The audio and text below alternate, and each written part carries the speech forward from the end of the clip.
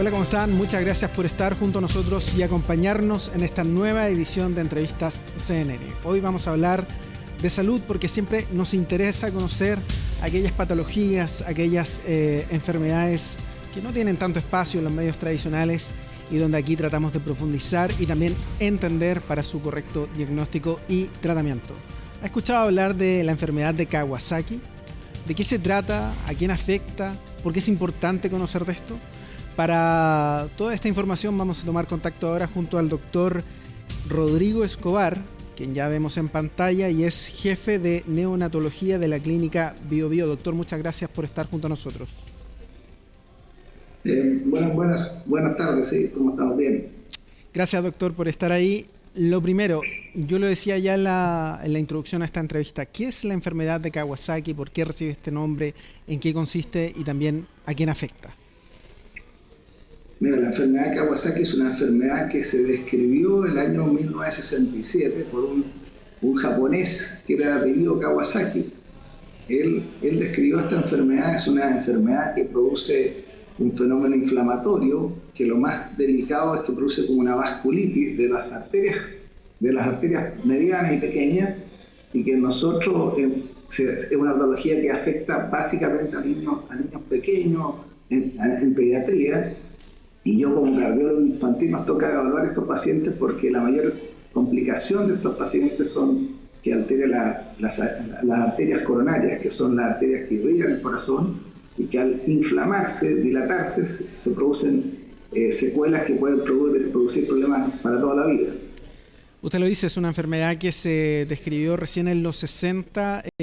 Antes de eso, ¿había algún indicio de casos similares prescritos en la historia de la medicina, por supuesto?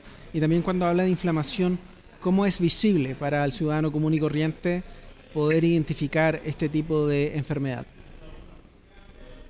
Lo que pasa es que la descripción la hace este japonés, hace una descripción porque junta varios síntomas. Hay signos que aparecen en los pacientes que generalmente afectan a niños desde el nacimiento, en general un lactante menor, 4 o 5 meses, y puede afectar a niños hasta, uno ve pacientes hasta como los 10 años, es raro ver niños un poquito más grandes, pero la pediatría abarca hasta los 15 años, así que algunas veces hemos visto niños de 12 años, pero son los menos.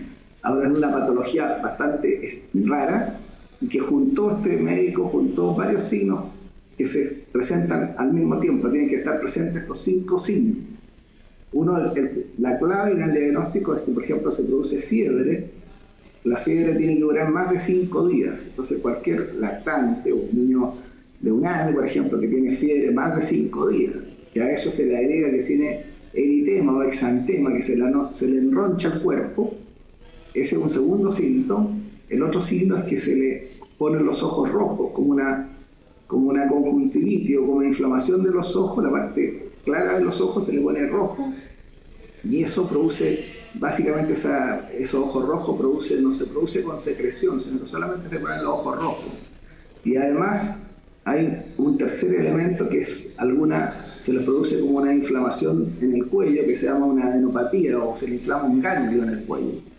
Y el otro elemento que también se da es que se produce una irritación, así como un enrojecimiento de los labios y de la mucosa de los labios se ponen irritables. Esos 5 elementos son los que hacen el diagnóstico. Entonces, previamente al año 60 y tanto se venían describiendo pacientes porque es una patología que de repente se confunde con un cuadro viral, por ejemplo, con un cuadro infeccioso, pero no tiene una etiología infecciosa clara, no hay un germen específico. Entonces el diagnóstico se hace juntando estos 5 signos, y de esa forma se hace el diagnóstico. Entonces hay que plantearlo en un paciente que hace fiebre, que se prolonga la fiebre, hay que tenerlo presente, porque el hacer el diagnóstico precoz, hacerlo tempranamente, tiene mejor pronóstico y se puede iniciar su tratamiento y evitar que haya una alteración, que se produce este cuadro inflamatorio, que si se concentra en las arterias coronarias, te produce una dilatación de las arterias coronarias, y eso produce lo que nosotros llamamos un aneurisma de las arterias coronarias, que es bastante grave. Y si tú haces el tratamiento precoz, obviamente que la evolución es muy buena. Es muy importante lo que señala, doctor, porque habla de estos 5 síntomas, uno de ellos bastante común, podríamos decir, como lo es la fiebre, en este caso de la enfermedad de Kawasaki. ¿Cuándo es un periodo ya de preocupación en torno a un eventual diagnóstico por enfermedad de Kawasaki? ¿Cuánto tiempo se prolonga esta condición dentro de los pequeños y también otras, como por ejemplo el enrojecimiento tanto de sectores como la mejilla o incluso el labio? En general, mira, en general, cuando uno debe preocuparse de un niño, sobre todo estos niños que son bajo el año, que son de enfermedad más grave, hay que preocuparse definitivamente de un cuadro febril que se prolonga en el tiempo. Que se prolonga significa que tiene, en general, los cuadros virales tradicionales duran 2-3 días de fiebre, pero un niño que lleva 5 días de fiebre, que además se le suman eritema o exantema en la piel y sigue teniendo fiebre, eso ya en pediatría es raro.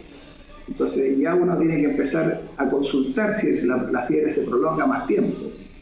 Si se prolonga la fiebre, se parecen esta exantema, porque algunas veces el cuadro no va con todas las cosas juntas, sino que se le aparece primero la fiebre, después se le pone los ojos rojos, después se suma el efecto en la piel, entonces se van sumando en los días que va ocurriendo el cuadro.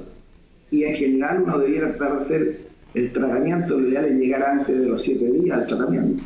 Claro. Ahora, doctor, ¿hay alguna explicación científica en torno al origen de esta enfermedad?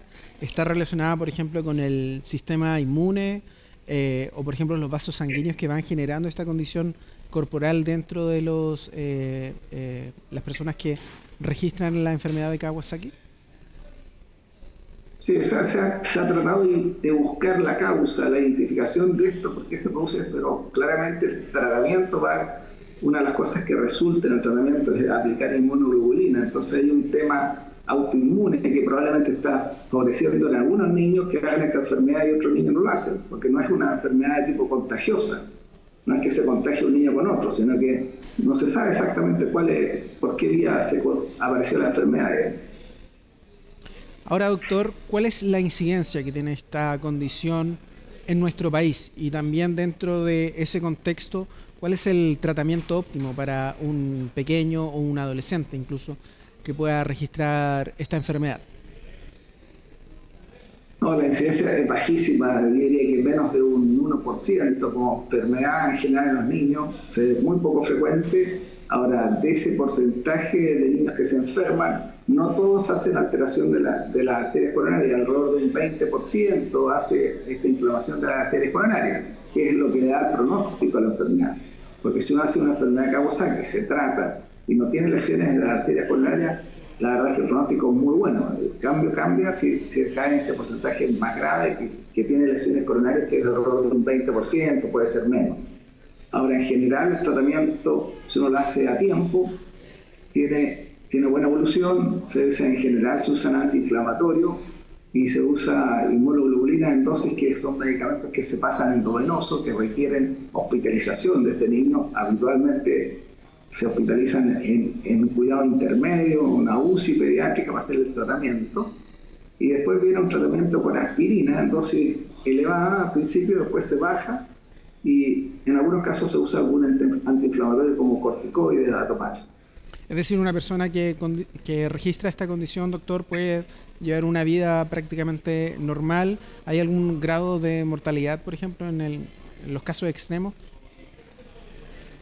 Sí, pues existe un porcentaje de mortalidad en los niños que llegan a producir una alteración de las coronarias, de este porcentaje bajo, que pueda producir una alteración de las coronarias y la dilatación de las coronarias sea tan importante que eso se asocia con infarto al miocardio. Entonces, un niño que tenga una alteración de la coronaria se puede producir un trombo adentro de la coronaria y se puede infartar el corazón y por ende produce un paro en el corazón. Entonces, la inflamación de la coronaria produce insuficiencia cardíaca y empiezan a sumarse cosas y obviamente que eso te lo puede llevar a la muerte si uno no hace tratamiento. Es decir, si el tratamiento no ocurre a tiempo y no se hace, puede llevar a un desenlace fatal. Entonces es súper importante hacer el tratamiento adecuado, consultar precozmente. Correcto. Y por eso nos parece también a nosotros importante hablar de este tema y generar esta conciencia en torno a esta condición que, si bien afecta a pocos menores en nuestro país, es una realidad y por eso debe ser tratada de forma oportuna. Doctor, le agradecemos su tiempo y su disposición de haber estado junto a nosotros. Ningún problema, muchas gracias, hasta luego. Ya lo sabe, tema relevante. Recuerde que puede revisar esta conversación y también muchas otras dentro de todas nuestras plataformas digitales en este espacio de entrevistas. Sigue la compañía de nuestro canal. Nos vamos a volver a encontrar. Que estén muy bien.